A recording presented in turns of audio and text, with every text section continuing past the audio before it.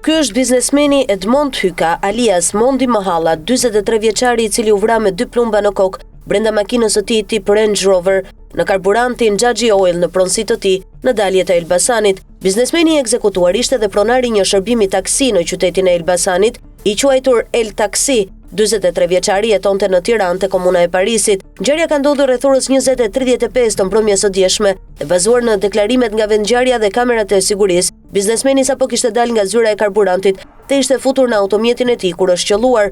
Autorët kanë qelluar disa herë me pistolet në drejtim të tij, ndërsa 2 prej plumbave kanë goditur atë në kokë, duke i shkaktuar vdekjen e menjëhershme. Ai ushtronte aktivitetin e tij të biznesit në qytetin e Elbasanit, por jetonte në Tiranë, në zonën e komunës së Parisit. Si ndodhi ngjarja? Ai sapo kishte dalë nga zyra e tij dhe u fut në makinë kur ka marrë 3 plumba me pistolet. Automjeti i ekzekutuesve ishte një Audi ngjyrë zezë dhe dyshohet se është larguar nga vendi i ngjarjes në aksin rrugor Elbasan-Librazh. 43 vjeçari që ngeli viktim kishte precedent penal në fushën e narkotikëve. Ende nuk dihet nëse personi në fjalë ishte autor apo i dyshuar, ndërkohë janë edhe pamjet kur familjar të viktimës mbërrin në vendngjarje. Pas ngjarjes policia doli me njoftim zyrtar, ende pas një informacion për autorët.